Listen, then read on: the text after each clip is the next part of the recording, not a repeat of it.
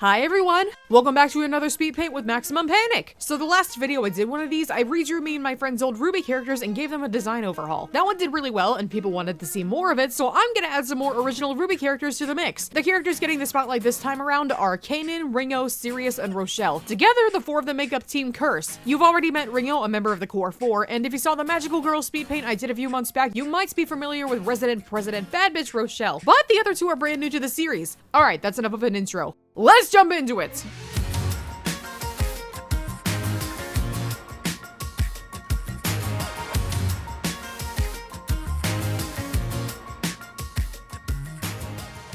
So this is Team CRSE. Canaan is the only one of my characters on this team, whereas, well, actually the other three are owned and were designed by my buddy Rain. It's like I've said before, every RWBY team has a theme the characters take after. If you haven't figured it out by now, Team CRSE is based off characters in various stories who were cursed or otherwise had a spell cast on them. Their role in this whole fictitious story that Rain's Wine I made is the supporting main characters, much like Team JNPR was to RWBY. So the first one up to bat is actually my character Canaan. Canaan River serves as Team CRSE's leader in this case. His first name is Middle Eastern and was actually derived from a group of people back then called the Canaanites. The name of that group was used in biblical times as a term for those who dwelled along the sea or on the shore of the Jordan River, which is why originally I went with blue for his outfits. However, it turns out Canaan's name is also Hurrian for the color purple, so I decided to use both blue and purple to color his outfit accordingly. So, like Tana, Canaan is a faunus. He has the tail of a bird which he covers with a jacket tied around his waist when he's not locked in combat. He's a very outgoing person, and because he is a flirty hoe, I shit you not, he will try to chat it up with every guy and girl he basically locks eyes with. Before he started school, he and Mira of Team Storm were actually next door neighbors, so they knew each other going in already. As outgoing and carefree as he is though, when Canaan makes a friend or develops a deep relationship with someone, he has a tendency to become very overprotective of them. This is because, in his youth, his dad walked out on him and his mom, and she's had her heart broken time and time again by a conga line of bad relationships, so him trying to look out for his mom led to similar habits with his friend circles. So, in correspondence with the team theme, his character is based off a fairy tale called The Bluebird. In this story, there were two sisters, one pretty and one ugly, and then you have the prince, who's technically Canaan in this case, who wanted to marry the pretty girl, but the ugly one got jealous and essentially tricked him into agreeing to marry her instead, and when he found out and refused, her fairy godmother turned him into a bird. Canaan's weapon of choice is an axe that doubles as a shotgun. Well, actually, it's one big axe that splits apart into two smaller axes. But the idea for his fighting style here was to have a weapon with a heavy recoil that could send him and the opponents flying, and he'd use the momentum from it to essentially spin around and breakdance his way to victory. Personally speaking, I struggled with Canaan's design the most over the years because I never really took the time to paint a clear image of what I wanted for him. Back when I first drew him, he was just a basic blonde white dude who looked a little more like Cloud from Final Fantasy VII, and you know, it was fine at the time, but very uninspired, there wasn't anything special about it. So when I actually redid his design again, well, I never really had a clear idea as to what that outfit was gonna look like in itself, so I really never developed on it. But the refined version of the first version of Canaan I did, it was actually more obvious that his main color was blue, I guess, because originally I wanted to do red, but again, that really didn't correspond with the meaning of his name. Now it does, but back then I actually gave him blue hair with a light blue ombre kind of, and I'm looking at this right now. I gave him a crop top and what the hell do you even call those kinds of shorts? These are the Kingdom Hearts kind of shorts.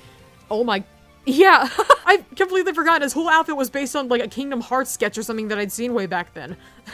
Again, he's a little too boyish for my liking. I'm not a fan of that trope, so the weapon design pretty much stayed the same, but his actual, character design, I definitely overhauled that. So now at this point, he actually, looks more like his namesake, kind of, or at least, the place where his name originated from. So he has dark brown hair with, some ashy blonde, streaks coming out of it. So it may be that he's, a natural blonde, but he dyes his hair brown, or maybe it's just naturally like that. I honestly don't know. Just for contrast sake, I actually made his eyes more orangey brown instead of just purple because, you know, I mean, I don't want too many things to stand out about him. I do kind of want him to look just like a normal guy per se without looking too much like he has some secret abilities or powers. Now he actually has something a little more maneuverable per se in combat. Basically, I gave him what looked like a set of workout clothes kind of. So he's got one of those windbreaker jackets slash hoodies, I think. I think he layered jackets for this one. I'm not entirely sure. I gave him a waist wrap looking thing, but I gave him a totally different pair of sneakers just because I actually like drawing sneakers now this way. I don't know, something about the last year, I just really gotten into the idea of just like drawing complicated sneaker designs, so I actually gave him a pair because, come on, let's be honest, out of the 8 protagonist characters we have, somebody needs to have some nice kicks on this team, right? Either way, he's got like a sweatshirt, track pants, sneakers, so he's definitely the kind that wants to move around at breakneck speeds, or at least be as maneuverable as possible. And of course, I kept the tail from his old design, but I gave it like a smooth ombre kind of looking thing, so it makes more sense now. But yeah, I'm really pleased with how Canaan looks here. I like this improvement on this design a lot, so here's hoping I stick with this one for once.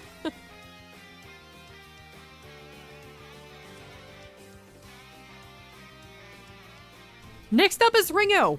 Ringo is one of the members of the Core 4, or our main cast of characters, but he's part of a different team now. Like in most AUs, he serves as the role of Saoirse, or Tana's older brother, and the colder, brasher, more stubborn one of the two. Straight up though, his color is red because the word Ringo directly translates to apple in Japanese, and apples are most commonly red, so... Because Tana is a goat fondness this time, it only made sense that Ringo should be one too. But his trait isn't nearly as obvious. Rather than horns, ears, or a tail, Ringo actually has the eyes of a goat. He looks a little funny and or menacing as a result, so he wears sunglasses or a blindfold over them in a very Nier Automata style. To correspond with the team theme of cursed story characters, Ringo is based on a fairy tale called The Ram, otherwise titled The Wonderful Sheep. Kind of ironic, actually. In this story, there was a girl who fled into the woods to escape being killed by her family's huntsman. She found a ram, represented by Ringo in this case, who lived in a manor inhabited by sheep and ghosts. The ram used to be a prince who was captured by an ugly-ass fairy that tried to make him love her, but he fell for her slave instead. For this betrayal, quote-unquote, the fairy turned him into a ram. I'd say the story has a happy ending, but... yeah, not so much. Because the Ram in that story lived in a house surrounded by sheep and ghosts, my friend Rain decided that Ringo's semblance, to put it simply, is astral projection. It's similar to Sun Wukong's ability, but this is a mostly ghostly approach. Ringo can force a spirit version of himself outside of his body that can move any which way and pass through walls, but it can't interact physically with anything in the real world. The big catch is Ringo needs to be absolutely still and concentrate hard to use it, so this is one of those semblances he has to use sparingly in short bursts, or be isolated to do so. This semblance is also the main reason why Ringo covers his eyes with a blindfold or sunglasses, so that way the enemy won't be able to tell when his semblance is actually activated. And now that I think about it, it might also be the main reason why he slacks off in class so much. Ringo's weapon, straight up, is a scythe. Initially, we just gave it to him because out of all the weapon options, this is the one that we thought fitted him best. But I realized later on how commonly the apple was associated with the Grim Reaper in media over the years, and suddenly this became a nice little nod to that aesthetic. But the scythe also doubles as a grenade launcher. Ringo isn't as short or nimble as Ruby Rose is with her scythe, so he needed something that served as a heavy hitter to make up for lack of aerodynamics. Alright, so I will say right off the bat that Ringo's overhaul is a lot less noticeable compared to the other characters, as in he really didn't need that much of a design overhaul to begin with. The thing about his original design is I drew it like maybe back in like 2015, so like the end of RWBY Volume 2 per se, when I was like still trying to figure out how to do the art thing, you know? So, but the old design, I mean, it was fine as a design by itself, but it really didn't feel a lot like Ringo as a character, you know? Because this is actually funny to explain. So when Rain Twine and I originally designed our characters back in 2010, and Ringo wasn't even a RWBY character yet, this was back when we still used anime face claims for all of our characters, and Ringo was actually based on Lavi from D. Greyman. Hence the whole red hair, the green eyes, and the eye patch, but our characters have evolved a lot more since then. But the thing is, the military jacket and the zip-up shirt underneath it just really didn't feel like Ringo as a character at all anymore. I mean, the fingerless gloves, the pants, the leg pouch, and the boots, those were fine, but the rest of it just kind of had to go. So the new version is actually a lot more practical in terms of like what he wants, because Ringo as a character is a lot more substance over style per se. He really doesn't care too much about what he looks like as long as it's comfortable and everything, you know? So kind of the opposite of his teammate Rochelle, or Emeraldine in this case, but we'll get to that later. So the new version of him, because Ringo has like sported the leather jacket so much over the years, he now has like a red and black duotone leather jacket and just a simple purple shirt underneath, maybe maroon, is that what that color is? But yeah, I've learned how to draw his hair a lot better since then, so it looks more practical in this case, or just more believable as like a hairstyle, you know? And then of course, like we ditched the eye patch, and to go with the semblance, we actually gave him that blindfold so nobody could actually tell when he's using it. His eyes are still probably green underneath, or maybe yellow, we haven't even really discussed it, but we'll just put that on the back burner for later. But to just really solidify the fact that he and Tana are actually siblings, the scarf around his neck actually has the same pattern as Tana's tunic, if you can even believe that. Or you know what? It might actually be the same fabric as Tana's sash. Again, yeah, just something to kind of like bring those two together, you know, per se. But yeah, I'm really satisfied with Ringo's new design as a whole. It looks a lot more like something that I'd be willing to redraw per se, you know, or just something that I'm eager to study and just like put into various like scenes, you know? So I'm really happy with it.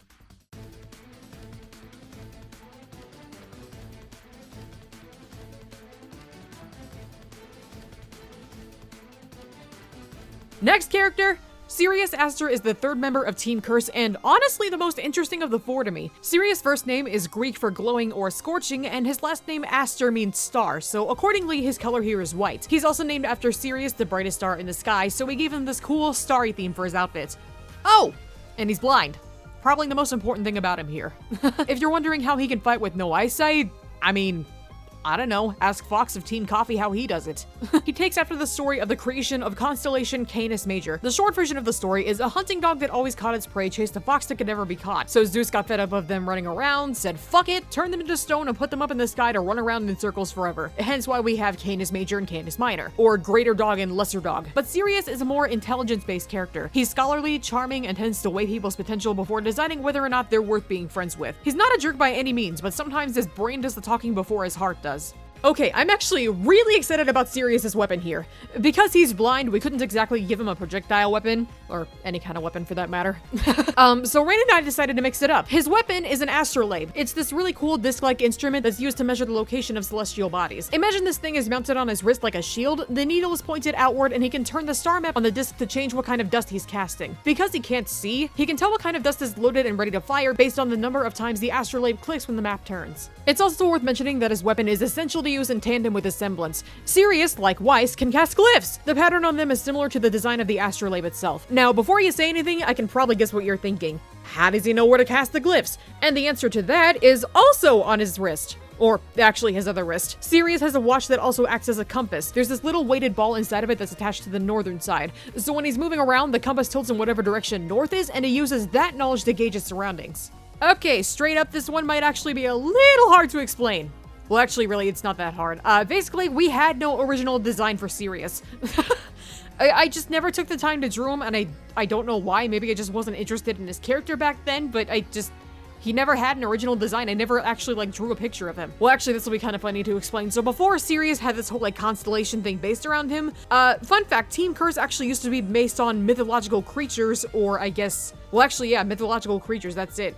And Sirius, previously named Shark Zabka, was based off the Megalodon. Or I think his name was Sager, I forget which. Shark might have just been a nickname, but that was essentially his whole thing. Sirius used to have this whole seaman aesthetic to him, so I don't know. We couldn't get as creative with him back then as we could now, and honestly, I don't even know what I was thinking back then. Nowadays, we actually have a much clearer idea of what he looks like. So because he is a more formal, elegant, scholarly looking kind of thing, he actually does still have a suit, jacket kind of thing, but the tailcoat is uneven. He is very accessorized for that matter, and I'm sure that everything's magnetized so we can do it easier kind of.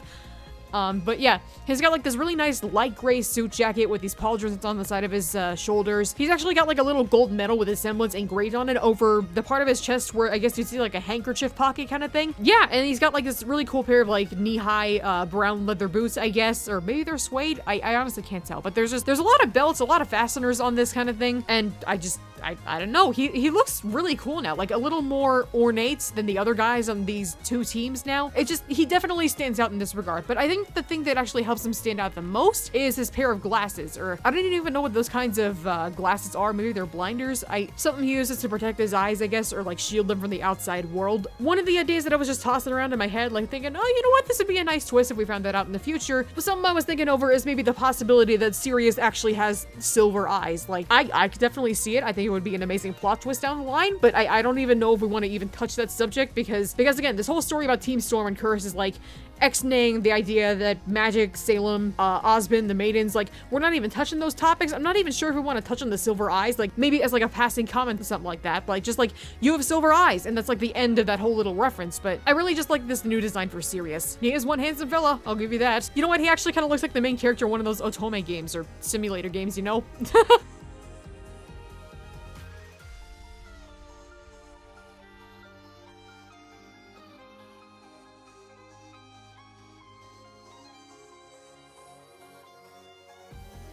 The last and prettiest member of Team Curse is my friend Rain's character Rochelle, or in the case of Ruby, Rain gave her the name Emeraldine Scarborough, or Emmy for short. Originally, we never settled on any inspiration for Emmy besides naming her after the song Scarborough Fair, which commonly denotes herbs and plants that are green. But to fit with the team theme, she's based on the story of the 12 dancing princesses. In that story, 12 sisters disappeared 3 nights in a row to go ballet dancing in some kind of magical secret oasis, and when they got caught, they were cursed to dance for as many nights as they snuck out as punishment. Emmy in this case is actually Rain's cousin, hence the similar similar color schemes and the gold accents. While Rain is more modest, Emmy is a flaunt it if you got it type of girl, or the kind whose self-confidence is through the fucking roof. She's like the popular girl at school with the heart of gold, as in the kind who has a different hairstyle for every day of the week, loves to accessorize, and will gladly tailor her school uniform to fit her high standards if she can even do that kind of thing. Being stuck in a dorm room with 3 other boys has its downsides though. She and Sirius are probably the only 2 who get along naturally, whereas she and Ringo butt heads the most, and she has to work to get through to Canaan most of the time. I can imagine her frequently visiting Team Storm's dorm just to be around other girls and relieve herself of testosterone overload every so often. And while we're on the topic of flaunt it if you got it, Emmy's weapons are her boots. We're talking about a pair of solid gold thigh-high boots which have a number of different functions. So the heels are gun barrels, right? But she can implant different kinds of dust to vary her attacks in them. So I guess kicking is like firing shots, kind of?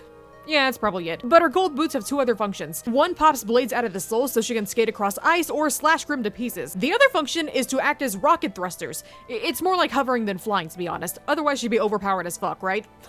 And of course, to tie it in all together, her semblance in a nutshell is mimicry. As in, rather than copying her opponent's movements, she can get them to copy hers. Remember that scene from Us where the boy walked backwards into a car fire? Well, that. But in order to do this, she has to emit like a specific scent that locks in the person who sniffs it. It's kind of like a nice little nod to the meaning behind her surname Scarborough, since that whole song is literally written around spices. You know, parsley, sage, rosemary, and thyme. Yeah, you get the idea.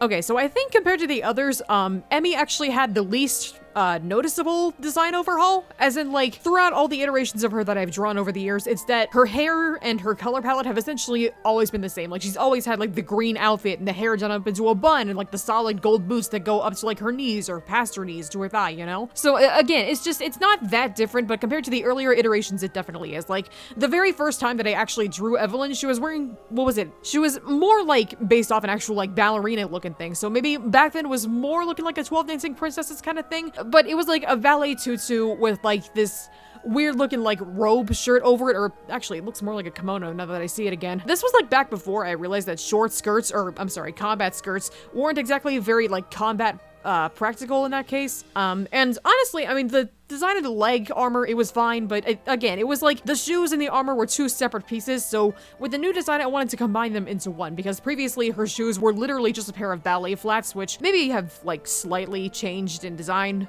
over the years, but again, I just want to make something that makes a little more sense, because now instead of constantly wearing ballet slippers, Rochelle actually wears a pair of high-heeled boots, which honestly is probably a hell of a lot more comfortable in that case. That's just my opinion though, because I don't actually wear high heels. Emmy's new design actually does take a little bit from some of the designs for the KDA skins from League of Legends. Like at the time that I redesigned this, I think KDA All Out had like just come out, and I was just really inspired by like some of the designs and the aesthetics overall, and I actually found some like concept art of like Ari's version of KDA All Out, or like the early iterations of it, and one of them was like this singular like long puffy sleeve kind of thing on the side, and granted I tweaked that one a little bit, but Rain actually requested that I use that similar design for Emmy's new outfit pretty much. But again, her outfit is mostly green, and it does have like this nice little cascading diamond pattern down it, which I guess looks a little more like leaves or something. I honestly don't know. But yeah, there's just a lot of gold accents, a lot of greens, so if outright stating that she's Rain's cousin like isn't enough to prove that they're related, I mean, look at her. You see this girl, right? She is like a very flamboyant, like fabulous type of woman. So obviously she's gonna like dress to the nines if she's going into battle. But she has like, technically I guess her main outfit is like a one-piece thing with a sleeve. And then she's got like thigh-high stockings, a couple of belts around like her thigh and her waist to like keep a couple of different ammo cartridges there, or like just things to put into her heels and stuff. But that's pretty much the extent of her design. And then just because we wanted her to feel a little more fabulous, we put little pearl decorations in her hair and a few like diamond-shaped clips as well, which again might resemble like leaves or flowers depending on how I draw them, but that's essentially the idea. When she's not in combat at school, it's like she has a different hairstyle for every day, right? So one day it might be a ponytail, one day it might be down or partially up, it might be in a braid, a bun, a pulled all the way back. Like, who honestly knows at this point? But I'm really happy with this new iteration, and I'm sure that Rain is too if he hasn't already said it. I'm just gonna assume that he is. It's not like he can do anything after the video goes up, right?